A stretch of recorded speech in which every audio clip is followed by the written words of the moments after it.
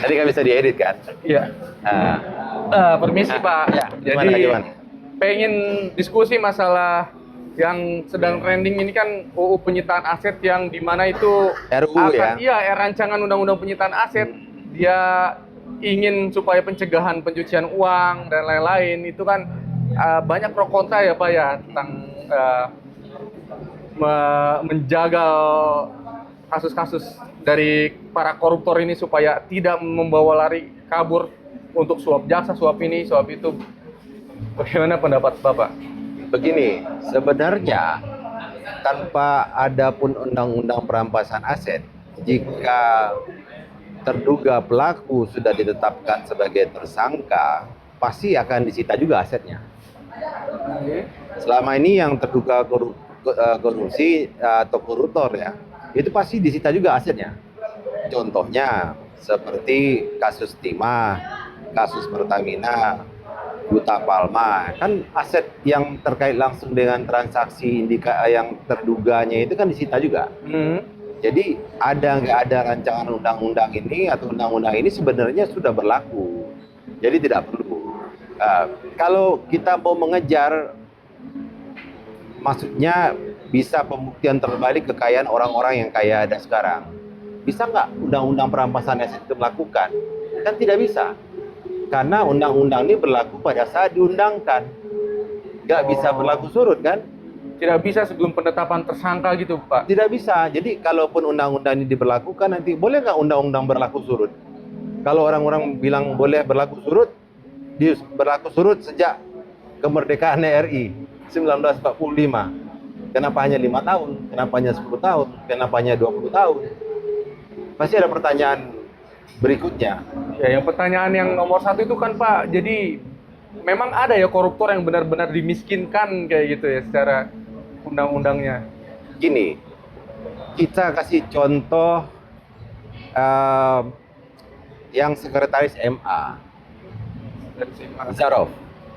Zarov ini kan disita uang hampir 1 triliun kan, uang emas, surat berharga, mata uang asing itu hampir 800 miliar sekian. Berapa ya Pak? 2 tahun yang lalu kan. Nah, kemudian harta kekayaan yang dia dapatkan pada saat dia menjabat sampai dia diduga melakukan ini kan semuanya disita, kecuali yang milik keluarga. Nah, yang bukan miliknya Zarov ini. Kondisinya sekarang, kalau seandainya ini diberlakukan pun tujuannya untuk siapa? Pertanyaan saya ini. Sedangkan eksekutif yang minta supaya ini dilegalkan melalui legislatif, diundangkan, ini sasarannya siapa? Pertanyaan saya. Sasarannya hanya koruptor. Mohon maaf nih, begitu banyak oknum di legislatif. Coba, dulu datang sebagai wakil rakyat tidak punya apa-apa. Sekarang 1 tahun menjabat sebagai anggota dewan, tiba-tiba 2 periode punya rumah puluhan miliar, punya aset ratusan miliar. Bahkan ada oknum anggota dewan katanya duitnya triliunan karena dia berada di Banggar. Nah ini kan yang mana yang mau disasar dulu? Jangan ini hanya untuk mengaburkan aja, bahwa hanya untuk memuaskan, untuk menghindari bahwa hutang pemerintah terhadap tuntutan dari masyarakat sipil, undang-undang perampasan aset ini harus disahkan. Cuma prakteknya nanti untuk siapa? Bisa nggak menyentuh semua lini? Bisa nggak menyentuh legislatif, eksekutif, yudikatif? Bisa nggak? Padahal mereka-mereka inilah, oknum-oknum inilah dari legislatif, eksekutif, yudikatif yang memperkaya diri sendiri melalui suap, gratifikasi, bahkan korupsi. Nah, bagaimana caranya? Diundangkan, diberlakukan sejak kapan? Sejak ditetapkan atau berlaku surut? Kalau dibilang berlaku surut cuma 5 tahun, yang lain bilang dong, jangan 5 tahun aja, kenapa nggak 10 tahun?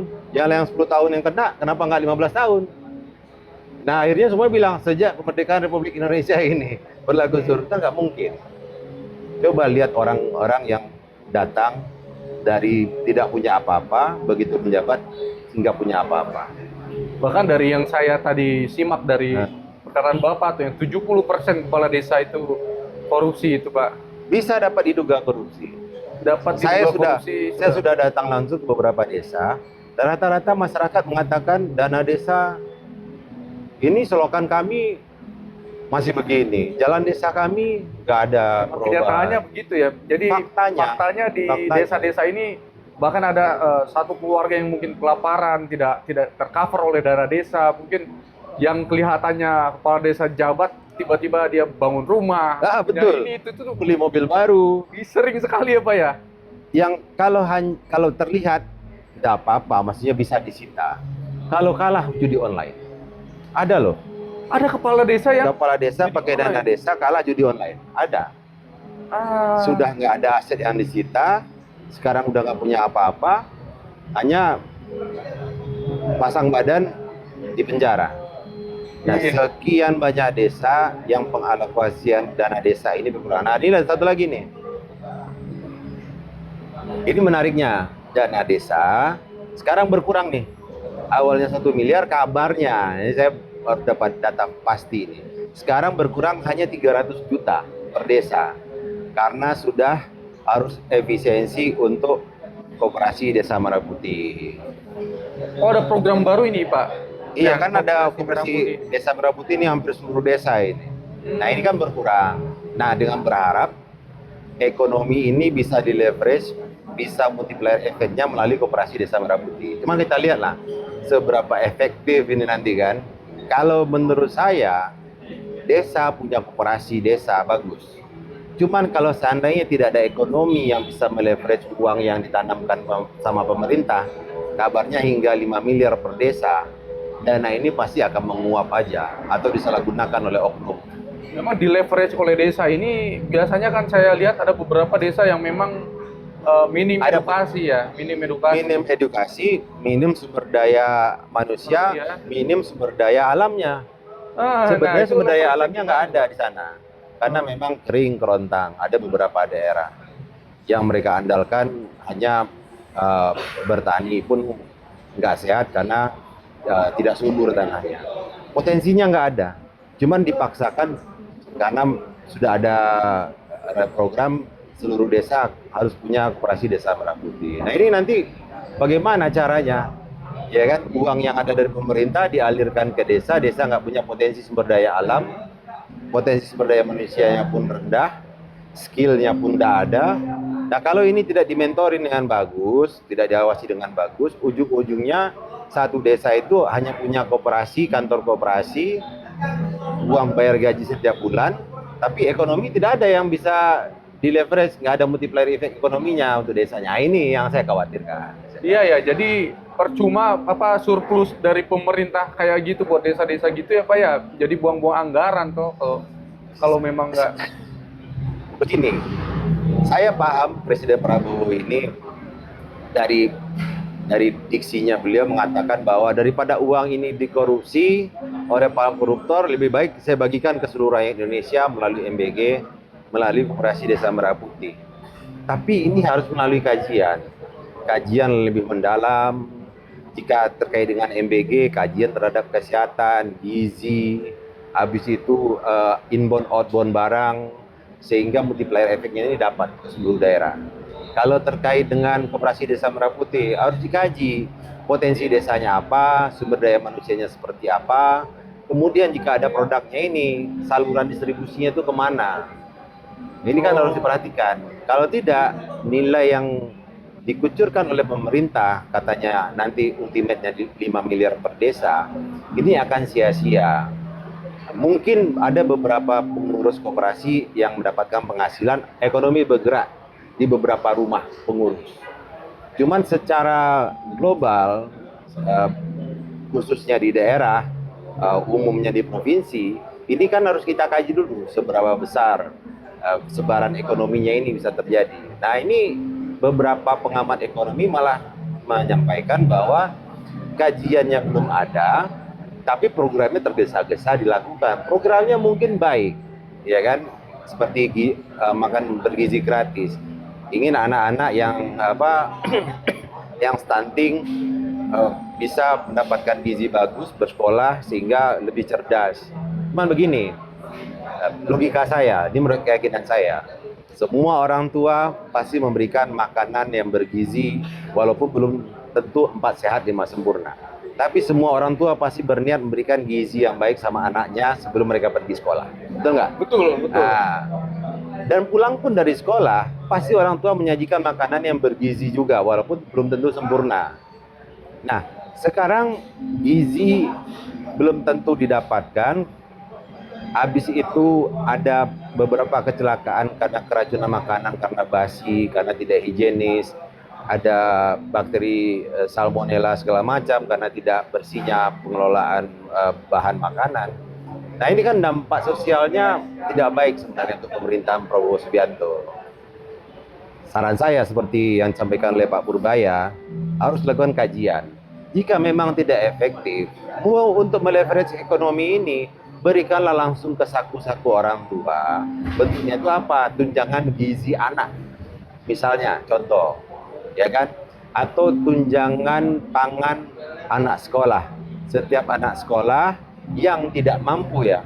Kalau yang mampu, bapaknya pegawai bank, segala macam, Iya kan, gajian tidak merata ya Pak ya. Nah, MBG ini kan di sekolah, tapi kan ada anak ada loh MBG yang dipaksakan. Ini ada kasus. udah kenyang gitu kan. Ada kasus anaknya ini anak orang mampu, tapi kebetulan dia sekolah di sekolah negeri yang menerima MBG. Terus dia nggak mau makan, ditegur sama gurunya. Dari rumah sudah kenyang kan, Dia udah harusnya kenyang, kan sudah makan logikanya di rumah. begitu ya Pak Nanti ya. pulang sekolah saya makan di rumah. Nah, itu pun pemberiannya ini tidak tepat sasaran. Harusnya kan tepat anggaran, tepat guna, tepat sasaran. Nah, ini yang perlu kita kaji lebih dalam. Saya mungkin ada beberapa hal sependapat dengan Pak Purbaya.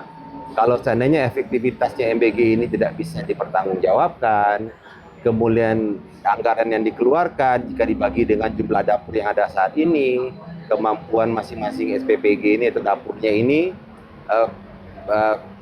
tidak sesuai dengan jumlah anggaran yang dikeluarkan oleh pemerintah, harus dikaji ulang. Karena saya kekhawatiran saya ini mudah-mudahan saya salah.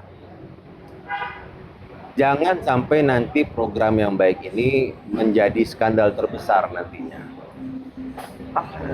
Jangan Mungkin nanti sampai ada bersih-bersih lagi Pak. Iya, iya. Dan sekarang kan semuanya euforia ingin bangun dapur MBG. Dengan harapan ada keekonomian yang bisa didapat. Nah, ini udah salah. Kenapa? Peningkatan gizi bagi anak-anak harusnya dilakukan oleh Kementerian Sosial. Bahaya. Ya kan? Kenapa? Ini kan masalah gizi. Kementerian Sosial dengan Kementerian Kesehatan. Bicara gizi sama siapa? Kementerian Iyalah, Kesehatan harus dong. orang yang memang mengerti ya Pak ya. Ada 3 kementerian harusnya berkolaborasi. Kementerian Sosial, Kementerian Kesehatan, kalau memang mau gizi ya Kementerian Pertanian. Di sana ada pertanian, ada peternakan dan segala macam. Sehingga keekonomian ini benar-benar bisa menjadi terintegrasi baik di daerah, di provinsi sampai ke pusat. Jadi bisa dimonitoring.